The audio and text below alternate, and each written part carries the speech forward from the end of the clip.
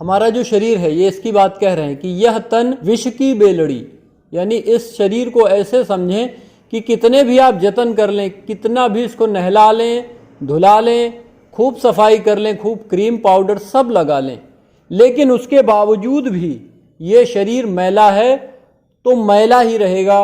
ये विष है इस शरीर में, उस विष को हम समाप्त नहीं कर सकते हैं।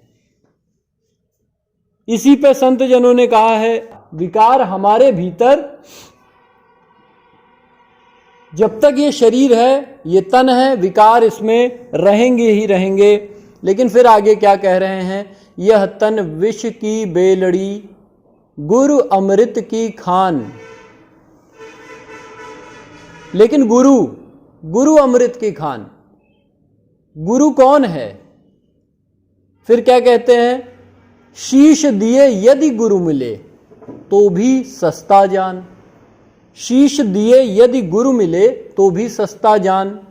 जनरली सामान्य रूप से हम इसका एक अर्थ ये जानते हैं कि कोई गुरु सामने अगर अमुख मिल जाए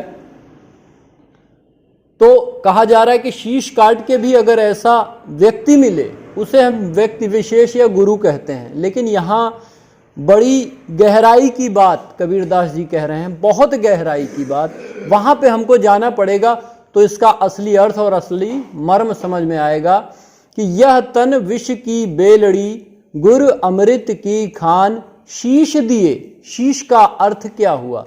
शीश का अर्थ हुआ, इस शीश के भीतर ही हमारी पांचों इंद्रियां हैं, नासिका, आंख, जिह्वा, त्वचा, यानी कि आंख, नाक, कान, जिह्वा, त्वचा, इन सब की वो बात कर रहे हैं कि इनके भोगों से, यानी इसको काट देने का मतलब ये नहीं है कि गर्दन को काट देना।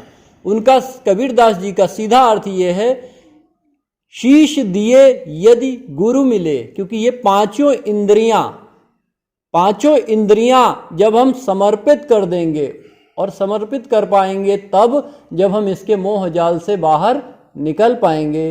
जैसे अपना पुत्र है, अपनी पत्नी है, अपना परिवार है, उसके प्रति हम मोह में बंधे हुए हैं, और कोई समस्या आ जाए तो हम रुदन इसलिए करते हैं, व्याकुल इसलिए होते हैं कि उनसे मोह हमारा जुड़ा हुआ है।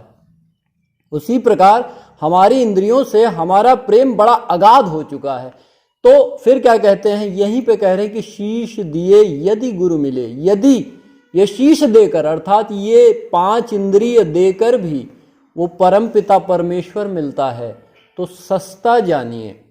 इस गुरु की या शरीर वाले गुरु की बात नहीं हो रही, वो गुरु जो निर्विकार है, गुरु अमृत की खान, वो गुरु जो आपके भीतर है, जहां पे ना कहीं बुराई हो, ना बुराई है ना अच्छाई है। जहां अच्छाई है वहीं बुराई है, और जहां बुराई है वहां अच्छाई है।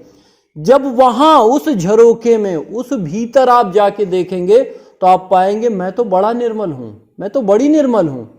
लेकिन ये विकार कहां उठते थे? उस एरा के, उस एरिया के ऊपर उठते थे, और हम अपने आप को अपराध बोध या किसी न किसी अहंकार में जकड़ा हुआ समझते थे। तो हमें क्या करना है? उस गुरु के पास जाना है, इस गुरु के माध्यम से। ऐसे समझिए तो सामने वाला व्यक्ति सद्गुरु हो सकता है, लेकिन विकारों के कारण ही उसके पास भी शरीर है, तो वो गुरु कभी नहीं हो सकता। इसीलिए बुद्ध ने साफ ये बात कह दी कि मेरा कोई गुरु नहीं है, मेरा गुरु मेरे भीतर है।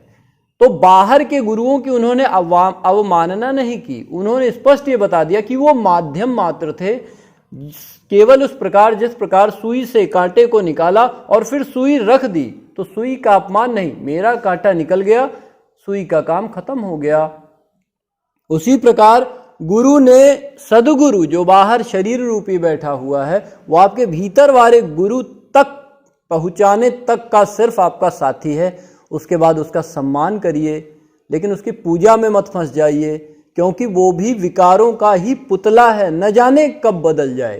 तो इसलिए हमें पूजा करनी है अपने गुरु की, वहां पहुंचना है। सामने वाला गुरु मात्र एक माध्यम बन जाए, ऐसी कोई विधि मिल जाए, उस विधि के द्वारा हमें अभ्यासों में उतरना है।